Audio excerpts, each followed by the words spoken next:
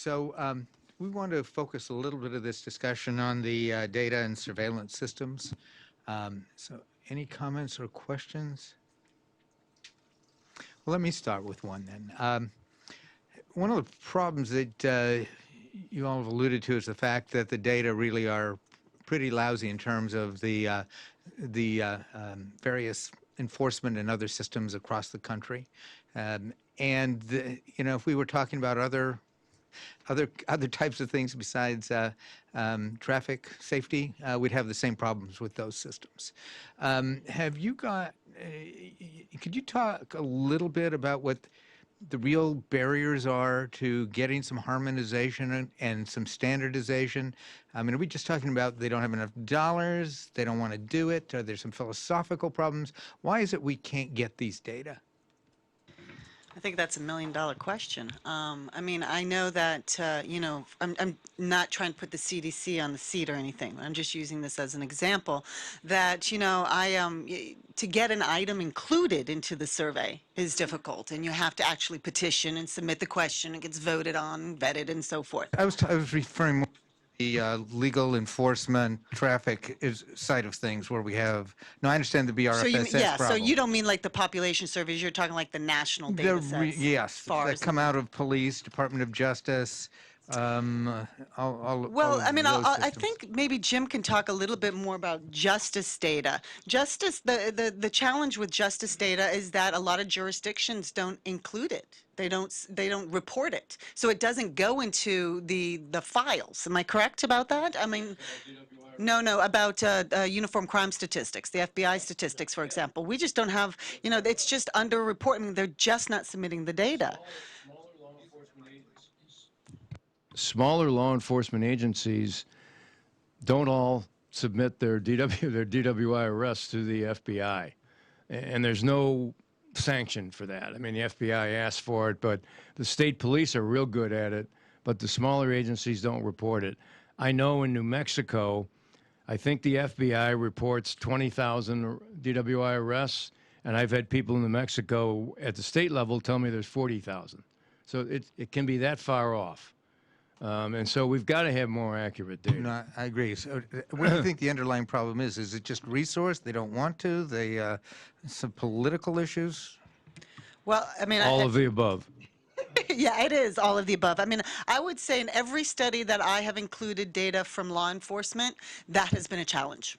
I mean, even when we customize the data systems for them, and try to make it as simple as possible, getting them to actually provide us with the data is like, getting blood from a stone. So I think part of it is, they have higher priorities.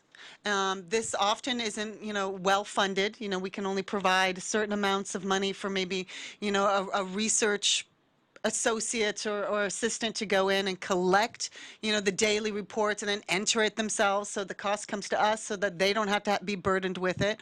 But in general, getting them to put it in, really, it's just not a priority.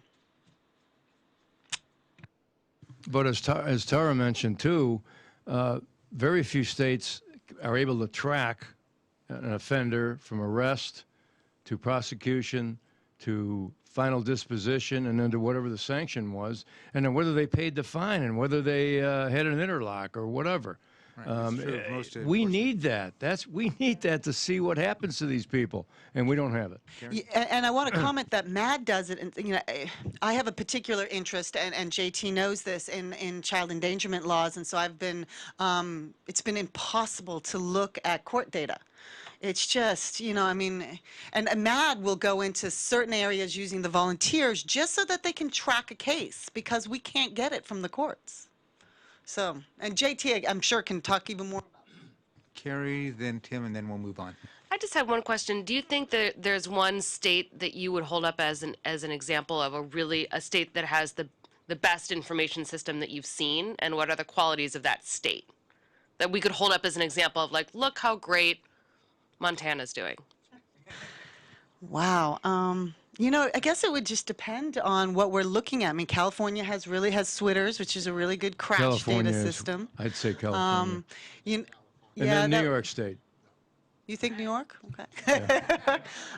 Yeah. So I guess I'll vote for California. He'll vote for New York. You got one on one and one on the other. But again, I do think that it really depends on if you're looking at crash reports. I couldn't tell you a state that has court data that I could use. There's no way. There's not even one state that I could put up there.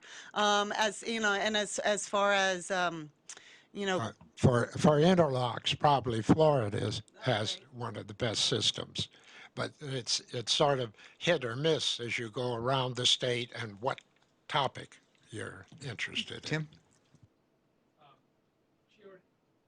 She pretty much already covered it. It was the stuff about what happens to people even if they're arrested, and in many states that gets plead down or dropped, and there's really not good data on that, so that it's hard to even know the extent to which things are being prosecuted, let alone arrest rates that vary so dramatically. But reiterating that, yes, absolutely highlight that. It is very difficult, almost impossible. Terrific. Well, thanks to all of you, and appreciate your being here.